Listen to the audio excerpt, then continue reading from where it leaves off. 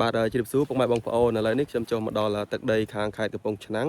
បាទដីកិតជាង70វត្តាបាទនៅខាងស្រុកសាមគ្គីមានជ័យបាទខេត្តកំពង់ឆ្នាំងយើងអញ្ចឹងណាបាទនេះហើយសម្រាប់ចន្ទីរបស់គាត់នេះបាទវ័យខ្ទង់បាទ5ឆ្នាំ6ឆ្នាំទេបាទប៉ុន្តែមិនទាន់នៅក្នុងការបាទចេញត្រួយអីច្រើនទេអញ្ចឹងណាបាទគឺនៅទេដោយសារតែដីនៅតំបន់នេះគេហៅថាដីបាទលបាយខ្សាច់សច្រើនអញ្ចឹងតើតើនឹងជីជាតិអីគឺនៅខ្សោយមែនតើអញ្ចឹងណាបាទមិនសូវជាខ្លាំងទេ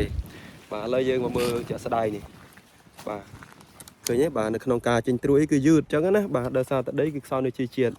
បាទហើយមានដើមខ្លះក៏ចេញដែរទេបាទប៉ុន្តែក៏វារងការវាប្រហារដោយពពួកសត្វល្អិតដែរអញ្ចឹងណាបាទ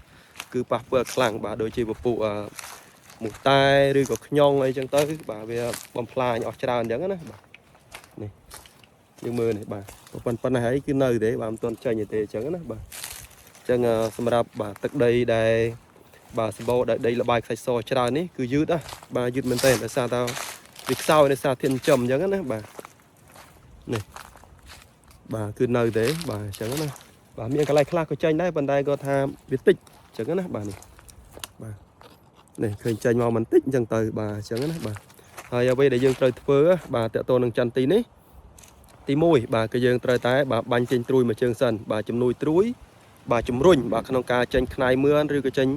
បាទបែកមិត្តចាបយើងបាញ់យកមួយជើងសិនបាទហើយជើងក្រោយទៀតបានយើងបាញ់ជាមួយនឹងថ្នាំបាទជំនួយការទាញផ្កាទាំងម្ដងអញ្ចឹងណាបាទព្រោះវគ្គនេះគឺវគ្គយើងអត់មានការលេងស្លឹកតទៅទៀតទេបាទព្រោះឲ្យស្លឹកចន្ទីនេះក៏ល្អដែរអញ្ចឹងមានន័យថាត្រួយ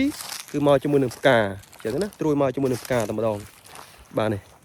បាទចន្ទីនេះស្លឹកស្អាតស្លឹកល្អទេអញ្ចឹងណាបាទគេថាយើងបាទរំញោចមួយជើងសិនមកដើម្បីឲ្យបាទចេញប្រឡូកសិនណាបាទចេញប្រឡូកត្រួយសិនមកនេះបាទអញ្ចឹងអាចចន្លោះបាញ់ជើងក្រោយគឺយើងបាញ់យកត្រួយផ្កាតែម្ដងហើយអញ្ចឹងណាបាទនេះបាទអរគុណ